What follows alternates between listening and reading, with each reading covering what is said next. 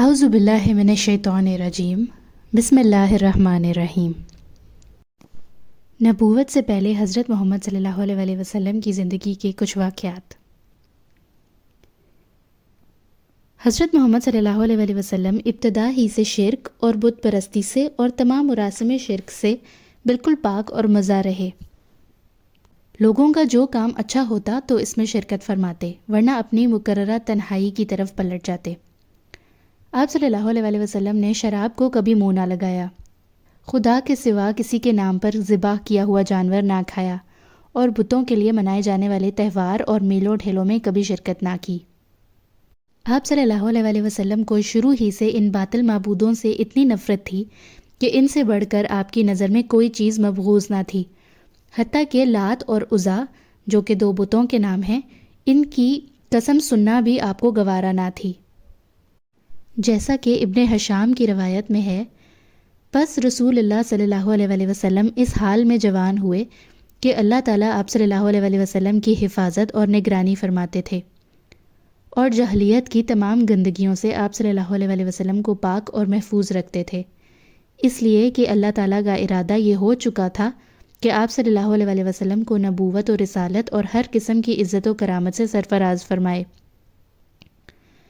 یہاں تک کہ آپ صلی اللہ علیہ وسلم مرد کامل ہو گئے اور مروت اور حسن اخلاق اور حسب و نسب اور بردباری اور راست بازی اور صداقت و امانت میں سب سے بڑھ گئے، اور فحش اور اخلاق رذیلہ سے انتہائی درجہ دور ہو گئے، یہاں تک کہ آپ صلی اللہ علیہ وسلم امین کے نام سے مشہور ہو گئے۔ حضرت علی رضی اللہ تعالیٰ عنہ سے مروی ہے کہ نبی کریم صلی اللہ علیہ وسلم سے عرض کیا گیا کہ آپ صلی اللہ علیہ وسلم نے کبھی کسی بت کو پوجا ہے؟ آپ صلی اللہ علیہ وسلم نے فرمایا نہیں۔ پھر پوچھا گیا کہ کبھی آپ صلی اللہ علیہ وسلم نے شراب پی ہے؟ آپ صلی اللہ علیہ وسلم نے فرمایا نہیں، اور یہ بھی فرمایا کہ میں ہمیشہ سے ان چیزوں کو کفر سمجھتا تھا، اگرچہ مجھ کو کتاب اور ایمان کا علم نہ تھا۔ مسند احمد میں عروہ بن زبیر سے مروی ہے کہ مجھ سے حضرت خدیجہ رضی اللہ تعالیٰ عنہ کے ایک ہمسایہ نے بیان کیا کہ میں نے نبی کریم صلی اللہ علیہ وسلم کو حضرت خدیجہ رضی اللہ تعالیٰ عنہ سے یہ کہتے سنا کہ خدا کی قسم میں کبھی لات کی پرستش نہ کروں گا، خدا کی قسم کبھی عزیٰ کی پرستش نہ کروں گا۔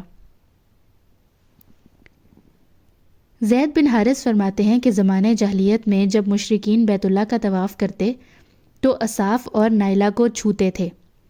اصاف اور نائلہ دو بتوں کے نام ہیں۔ ایک بار میں نے آپ صلی اللہ علیہ وسلم کے ساتھ بیت اللہ کا طواف کیا، جس میں ان بتوں کے پاس سے گزرا تو ان کو چھوا۔ حضرت محمد صلی اللہ علیہ وسلم نے مجھ کو منع کیا۔ میں نے اپنے دل میں کہا کہ دیکھوں تو صحیح کہ چھونے سے کیا ہوتا ہے، اس لیے دوبارہ ان کو چھوا۔ آپ نے پھر ذرا سختی سے منع فرمایا اور کہا کیا تم کو منع نہیں کیا تھا؟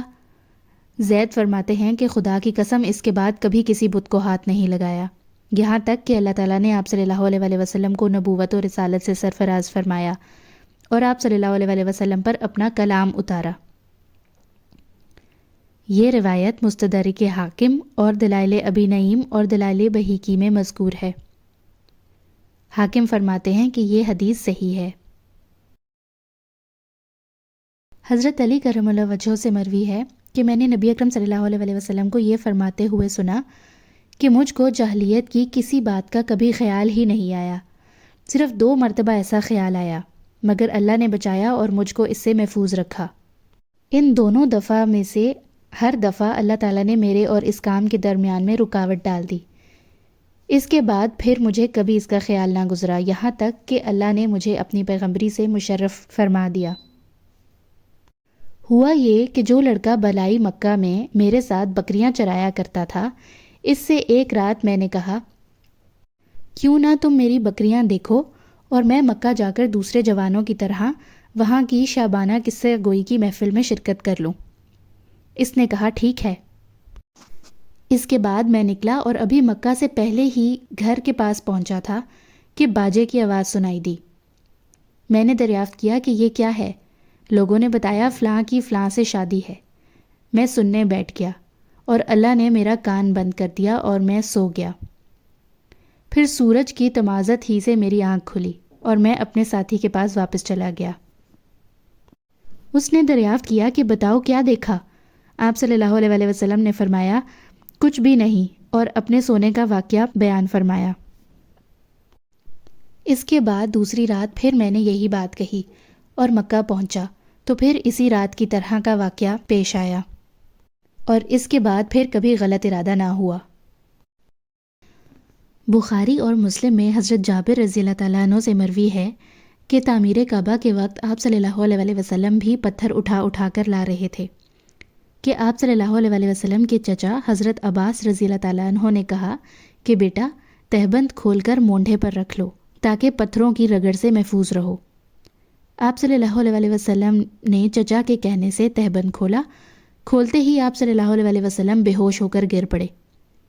جیسے ہی آپ صلی اللہ علیہ وسلم کو ہوش آیا، آواز لگائی میرا تہبند، میرا تہبند، اور آپ کا تہبند آپ کو باندھ دیا گیا۔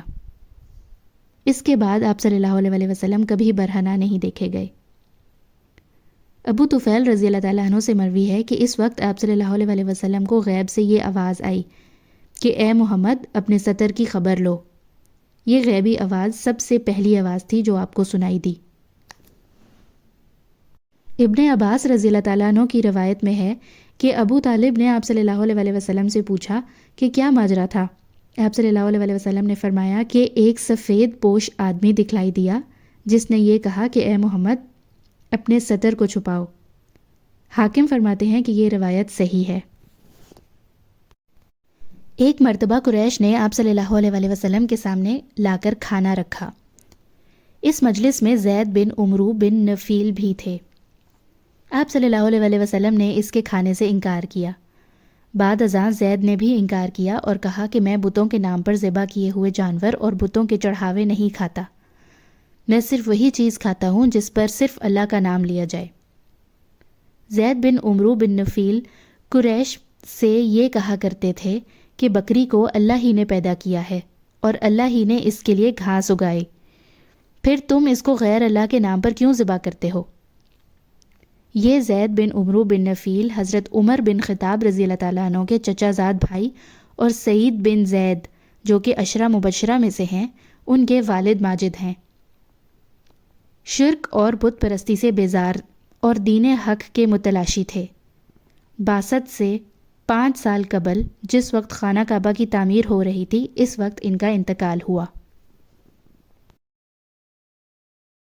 نبی صلی اللہ علیہ وسلم اپنی قوم میں شیریں کردار، فاضلانہ اخلاق اور کریمانہ عادات کے لحاظ سے ممتاز تھے، چنانچہ آپ سب سے زیادہ بامروت، سب سے خوش اخلاق، سب سے معزز ہمسایہ، سب سے بڑھ کر دور اندیش، سب سے زیادہ راست گو، سب سے زیادہ پاک نفس، خیر میں سب سے زیادہ کریم، سب سے نیک عمل، سب سے بڑھ کر پابند عہد اور سب سے بڑے امانت دار تھے، حتیٰ کہ آپ کی قوم نے آپ کا نام ہی امین رکھ دیا تھا کیونکہ آپ احوال صالحہ اور خصائل حمیدہ کا پیکر تھے۔ اور جیسا کہ حضرت خدیجہ رضی اللہ تعالیٰ عنہ کی شہادت ہے، آپ صلی اللہ علیہ وسلم دارماندوں کا بوجھ اٹھاتے تھے، تہی دستوں کا بندوبست فرماتے تھے، مہمان کی میزبانی کرتے تھے اور مصائب حق میں اعانت فرماتے تھے۔ ام المومنین حضرت عائشہ رضی اللہ تعالیٰ عنہ فرماتی ہیں کہ آپ صلی اللہ علیہ وسلم کو خلوت اور تنہائی محبوب بنا دی گئی۔ آپ غار حرا میں جا کر خلوت فرماتے۔ آپ صلی اللہ علیہ وسلم غار حرا میں جا کر اعتکاف فرماتے اور کھانے پینے کا سامان ساتھ لے جاتے اور وہاں رہ کر اللہ کی عبادت اور بندگی کرتے، اور جب توشہ ختم ہو جاتا تو گھر واپس آ کر توشہ لے جاتے اور عبادت میں مشغول ہو جاتے۔